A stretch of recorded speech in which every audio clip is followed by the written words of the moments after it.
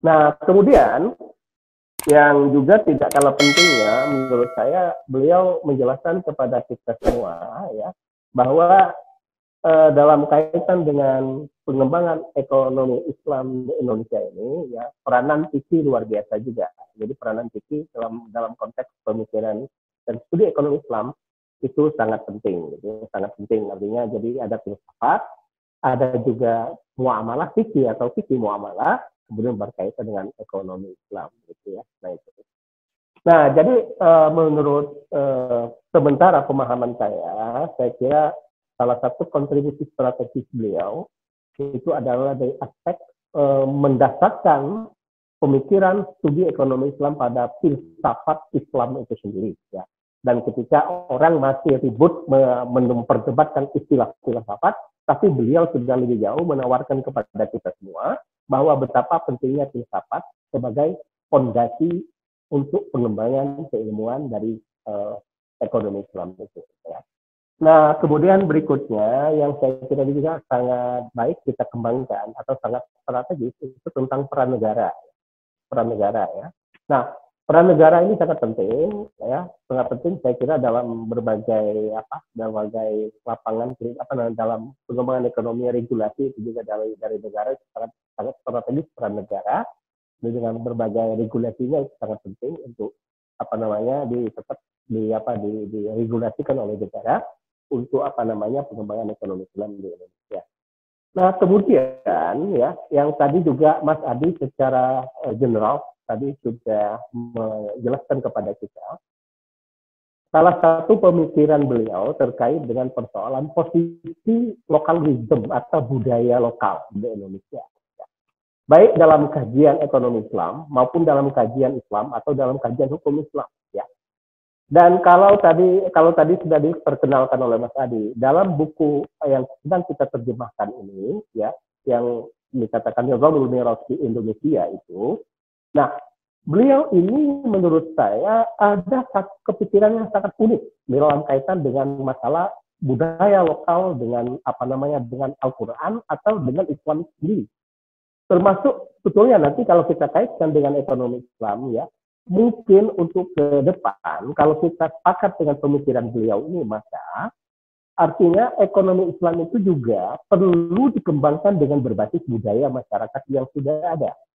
Nah, memang ada persoalan ya saya kira terkait dengan budaya ini, kadang-kadang budaya juga dipahami negatif. Salah satunya budaya itu nanti khurafat, sedikit, tahayul, juga khurafat dan sebagainya. Tetapi dalam kaitan ini ya, budaya dalam kaitannya adalah lebih terkait dengan persoalan muamalah, bukan masalah akidah, bukan masalah ibadah gitu ya. Jadi budaya transaksi ya dan sebagainya. Karena apa? Dengan kita memakai kacamata atau pintu budaya itu, maka ekonomi Islam sebagai nilai yang fondasional itu akan mudah diterima oleh masyarakat kita. Ya. Salah satu misalnya di masyarakat Aceh, ya, masyarakat Aceh itu ada yang disebut dengan Cina Hitam Indonesia. Nah, Cina Hitam Indonesia itu sebetulnya etika yang mereka kembangkan itu semangat entrepreneurship mereka luar biasa tinggi ya. Nah, tetapi mungkin budaya-budaya ini masih perlu kita wacanakan budaya seperti apa yang bisa dijustifikasi untuk dijadikan landasan pengembangan ekonomi Islam seperti apa, sehingga kita terhindar dari tujuan bid'ah, khurafat dan sebagainya. Nah, jadi saya kira ada beberapa hal ini yang menjadi pemancing diskusi kita. Nah, kemudian yang keempat, yang tidak kalah pentingnya saya kira, kalau kita baca ke pemikiran beliau ini adalah tantangan bagi kita semua untuk mencari model pengembangan ekonomi Islam ke depan seperti apa. Model ya, jadi model bagaimana cara pengembangan ekonomi Islam ke depan. Nah, oleh karena itu sebagai pemancing diskusi saja ada 4 hal ya yang perlu saya kemukakan kembali. Jadi kontribusi beliau ini paling tidak dari aspek fondasional, struktural, operasional menjadi landasan dari penerapan ekonomi Islam di Indonesia. Kemudian yang kedua, yang tidak kalah pentingnya itu adalah beliau mengharapkan betul filsafat dan juga fikih, terutama fikih muamalah itu jangan dipisahkan dengan pengembangan ekonomi Islam. Ekonomi Islam di Indonesia. Karena kedua ilmu itu adalah menjadi piranti yang sangat penting. Ya. Nah, kemudian juga bagaimana pengembangan ekonomi Islam berbasis budaya lokal, ya budaya lokal. Ya, saya kira ini juga itu menjadi proyek strategis. Kalaupun misalnya kalau di dalam fikih itu ya, di dalam fikih itu ada fikih ke Indonesia. Nah, ini mungkin kalau kita sepakat dengan tema apa judul atau topik seperti itu akan menjadi yang kita sebut dengan ekonomi Islam ke Indonesia. Ya, ini saya kira masih bisa diperdebatkan tentang apa namanya justifikasinya. Nah, kemudian juga ke depan barangkali studi pengembangan ekonomi Islam di ke depan ini juga untuk berbagai perguruan tinggi, baik S1, S2, S3, saya kira juga perlu merumuskan ekonomi Islam, apa namanya, kurikulum ekonomi Islam ke depan seperti apa. Ya. Baik, saya kira itu Mas Adi dan juga Bapak-Bapak dan Ibu-Ibu yang hari ini ikut join di sini. Dan mohon maaf saya tidak bisa panjang lebar, saya kira itu yang bisa saya pahami, dan justru saya juga ingin belajar dari forum ini, mungkin ada perspektif lain ketika memahami dari pemikiran dan kontribusi pemikiran ekonomi Islam almarhum al-maghfur lahu Kiai Haji Ahmad Azhar. Dan waktu saya kembalikan kepada Mas Adi. Wabillahi taufiq wal hidayah. Wassalamualaikum warahmatullahi wabarakatuh. Waalaikumsalam warahmatullahi wabarakatuh. Terima kasih Pak Yus atas pemaparannya. Namun tadi saya mohon maaf, saya pikir kendalanya ada di Pak Yus, rupanya sayanya yang bermasalah. Iya, ya. Ya, sebenarnya menarik ya ketika tadi penjelasan Pak Yus bagaimana banyak aspek yang beliau jelaskan terkait pemikiran ekonomi Islam dari Ahmad Azhar Basir. Satu di antaranya yang saya catat paling ini menurut saya adalah bagaimana 3 aspek yang harus dikembangkan dalam kajian ekonomi Islam, yaitu aspek fundasional, struktural, dan operasional. Nah, pada aspek fundasional ini bagaimana Ahmad Azhar Basir menekankan pada pentingnya fondasi akidah, kemudian fondasi moral, dan fondasi yuridis.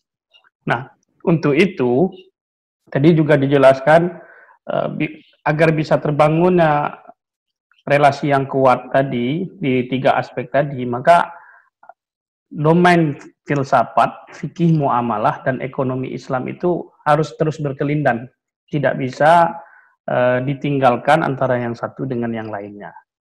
Jadi ini bisa menjadi otokritik terhadap kajian ekonomi Islam hari ini ya.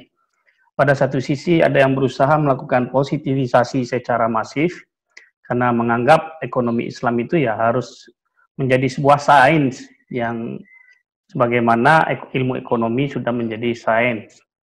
Tetapi di sisi lain ada juga kelompok yang secara ekstrim menekankan aspek normatif fikihnya dengan tidak melirik pada dimensi filosofis maupun dimensi teoritis ekonomi Islam tadi. Nah, Ahmad Azhar Basir menurut hemat saya berusaha mencari titik temu, sekalipun posisi beliau sebagai seorang ulama dan cendekiawan Muslim dalam konteks teorisasi belum begitu terlihat. Akan tapi beliau memberikan semacam stressing filosofis bagaimana semestinya ekonomi Islam itu dikembangkan. Nah, ini menjadi menarik ya. Mungkin yang jadi pertanyaan saya itu adalah pada konteks apa sih Ahmad Azhar Basir sehingga dia menekankan pentingnya kearifan lokal tadi. Nah, karena kalau kita baca dari 2 perspektif yang tadi saya sebutkan, antara orang yang menekankan saintifikasi dengan yang menekankan normativitas, kedua-duanya menganggap kearifan lokal itu tidak mempunyai fondasi seperti itu. Nah, kearifan lokal bagi kelompok normatif diukur dengan seberapa patuh dia terhadap ketentuan asas yang ada dalam fikih.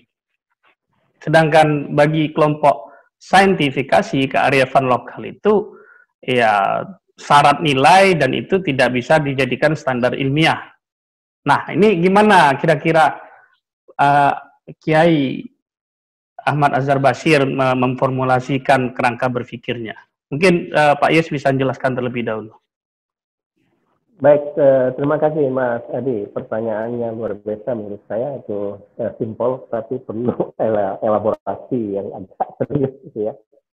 Jadi sebetulnya karena beliau ini di samping menekuni filsafat ya, filsafat Islam, juga beliau juga menekuni fikih. Sebetulnya dari kerangka metodologi bisa kita pahami, beliau memperlakukan kearifan lokal itu adalah sebuah nilai-nilai kemanusiaan dan nilai-nilai budaya, dan itu sudah menjadi semacam sunatullah yang perlu diterima. Saya kira itu baik di dalam transaksi atau fikih atau juga aspek-aspek yang lain, ya, aspek yang lain. Dan itu artinya bersesuaian dengan apa yang dimaui oleh aspek fondasional dari ekonomi Islam, ya. Misalnya tadi sudah saya contohkan misalnya salah satu fenomena masyarakat Cina hitam di Aceh, gitu. Kemudian juga fenomena masyarakat entrepreneur yang ada di Pati, masyarakat Jawa Tengah, gitu ya. Dan itu persoalan betapa kearifan lokal itu luar biasa, itu sangat kontributif dan juga sangat sesuai dengan ajaran Islam. Nah, dalam logika usul fikih, saya kira dalam logika usul fikih, misalnya kita baca buku Abdul Majid An-Najjar, ya, dalam bukunya Fiqhut Tadayun Fahman wa Tanzilan, itu ada 3 cara untuk menerapkan sebuah ajaran ekonomi Islam. Ya. Ada 3 cara. Pertama yang disebut dalam bukunya itu adalah disebut dengan fiqhul fahmi, ya, fiqhul fahmi. Kemudian yang kedua adalah fiqhus siyagati, kemudian yang ketiga fiqhut tanzili. Nah, kalau kita sederhanakan cara berpikir ini, sebetulnya ada titik temunya dalam konsep usul fikih yang kita sebut dengan ada 2 ijtihad. Ada pertama yang kita sebut dengan ijtihad istinbati, yaitu ijtihad yang mewahati apa pesan nas, ya. Kemudian ada ijtihad tatbiki, bagaimana nas itu diterapkan, gitu, diterapkan. Nah, secara historis saya kira kita bisa berdebat misalnya apakah betul ijtihad Umar bin Khattab yang selalu direpro dan dikutip bahwa meninggalkan nas.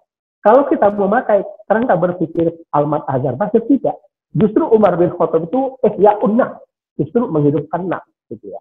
Menghidupkan nas. Jadi terjadi dialektika dan transformasi antara pesan nas dengan realitas budaya yang ada. Nah, karena dari itu misalnya di dalam buku beliau yang sedang kita terjemahkan, Nizamul Miraj di Indonesia, kemudian juga dalam buku beliau yang berjudul Hukum Adat bagi Umat Islam, dalam konteks dalam batas tertentu, jika kearifan lokal itu dari berbagai sisi tidak ada pertentangannya dengan ide nas, maka bisa kearifan lokal itu dalam bahasa usul fikih mentaksis nas atau keumuman nas. Nah, saya kira itu adalah di samping filosofis juga sangat usul fikih, ya. Nah, tetapi barangkali memang sekarang ini sudah saatnya kita mengkaji kearifan lokal seperti apa kriterianya yang bisa kita anggap sebagai sebuah kearifan lokal yang bisa dijadikan untuk basis pengembangan ekonomi Islam ke depan. Ya, saya kira tentunya tidak semua kearifan lokal bisa diterima, tapi ada kriteria-kriteria itu. Nah, barangkali itu tantangan bagi kita sekarang, bagaimana kita merumuskan yang dimaksud dengan kearifan lokal atau lokalisme seperti apa, yang itu bisa dianggap, bisa dipakai, dipergunakan untuk instrumen penting bagi pengembangan ekonomi Islam di Indonesia. Saya kira itu, Mas Adi, yang bisa saya jelaskan sedikit begitu. Terima kasih. Baik, terima kasih Pak Yus. Silakan Bapak Ibu yang ingin bertanya atau menanggapi.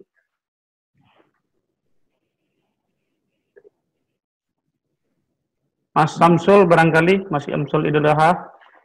Dari tadi kayaknya serius sekali mendengar. Saya yakin banyak yang belum mau dibicarakan. Silakan Mas Samsul. Baik. Bismillah. Assalamualaikum warahmatullahi wabarakatuh. Waalaikumsalam warahmatullahi wabarakatuh. Perkenalkan Pak, saya Syamsul Idul Adha dari UIN Araniri Banda Aceh. Sangat menarik presentasi yang telah dipaparkan, dan di satu sisi lain ada rasa perasaan sedikit terharu dan sedih ternyata banyak pemikiran ataupun atsar pengaruh dari ulama-ulama ataupun para akademisi yang luput dari pengetahuan kita tentang kontribusi mereka terhadap ekonomi syariah. Terlebih lagi beliau yang tengah kita bahas saat ini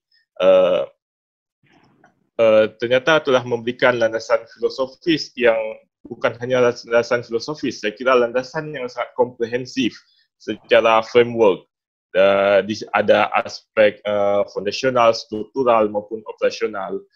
Tetapi yang menjadi rasa penasaran kami sebenarnya adalah tentang bagaimana beliau menyusun buku tentang garis-garis besar ekonomi Islam.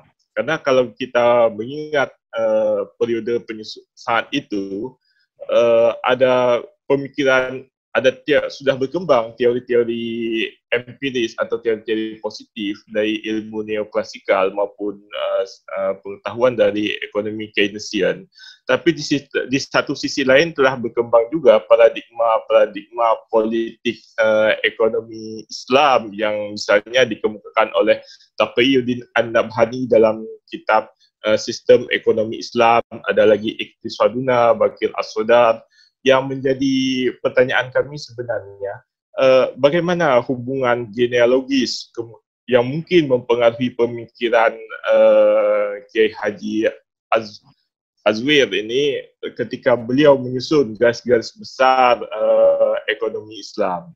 Karena kalau kita melihat di satu sisi beliau menerapkan pendekatan fikih muamalah, usul fikih muamalah, filsafat Islam, dan satu sisi lain kita juga melihat beliau memperhatikan tema-tema besar di dalam ekonomi neoklasikal, dan satu sisi lain beliau juga memperhatikan ada intervensi negara dari segi administratif yang saya kira secara administratif yang tidak bisa dilepaskan dari tatanan pasar. Saya kira demikian. Terima kasih.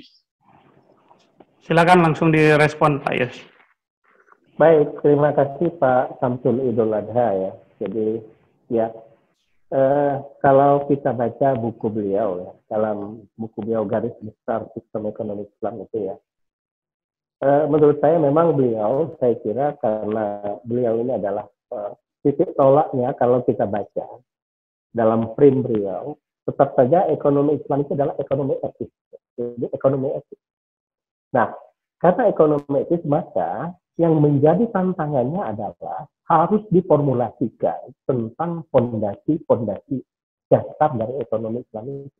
Jadi beliau tidak begitu terjebak kepada misalnya berbagai varian-varian pemikiran yang ada. Dan ketika itu saya kira belum seramai sekarang ya wacana tentang mazhab ekonomi Islam itu. Dan juga misalnya Bakir Sodor Iqtisaduna gitu. Dan kemudian juga dari pemikiran-pemikirannya kelas dan sebagainya. Tetapi beliau tadi sudah saya katakan, di samping beliau memahami Islam, ekonomi Islam sebagai sebuah ekonomi etis dan sangat strategis dikembangkan di tengah-tengah percaturan masalah teori-teori atau ilmu ekonomi yang ada, beliau mencoba menawarkan yang kita sebut dengan premis beliau adalah bahwa ekonomi Islam adalah ekonomi etis. Ya. Karena itu aspek filosofis etik ini perlu dirumuskan sebagai fondasi yang paling utama dalam pengembangan ekonomi Islam. Yang dalam bahasa lain itu adalah distinctive value, ya, itu yang sangat pokok dalam kajian ini. Nah, di samping itu juga beliau adalah sebenarnya seorang yang sangat konsen dalam bidang filsafat. Ya. Nah, saya kira karena apa? Filsafat itu adalah titik temu dari berbagai ilmu yang bisa dipersatukan, titik tolaknya sama adalah filsafat. Nah, karena dua hal itu menurut saya ini yang sangat mempengaruhi cara berpikir beliau, gitu ya. Sehingga beliau menjelaskan kepada kita ada 3 fondasi terkait dengan pengembangan atau fondasi dasar dari ekonomi Islam di Indonesia terutama, gitu ya. Dan begini, menurut saya begini agak sedikit sebetulnya ya karena beliau sebenarnya beliau orang sibuk, belum sempat betul beliau berkontemplasi ya. Secara serius menyisihkan waktu betul-betul menulis tentang ekonomi Islam belum. Jadi memang karakteristik dari karya-karya beliau ini, bukunya ini ya mungkin kita sekali duduk selesai ya nggak sampai 100 halaman gitu ya. baik dalam bidang politik macam-macam karena luar biasa kesibukan beliau gitu ya. Andai kata beliau mungkin ada waktu ketika beliau masih sehat itu, beliau betul-betul banyak waktu, saya kira akan akan dihasilkan buku ekonomi yang sangat fundamental ya, sangat monumental lah maksud saya. Tapi paling tidak saya kira kontribusi dalam ini beliau adalah salah satu coupling beliau ya untuk mengembangkan ekonomi Islam di Indonesia. Ini adalah aspek yang saya sebut aspek filosofis ini yang barangkali sangat kuat. Di samping ditunjang oleh kemampuan beliau dalam bidang filsafat dan juga metodologi fikih dan esensinya. Saya kira itu Pak Syamsul Idul Adha yang bisa saya jelaskan sedikit. Terima kasih.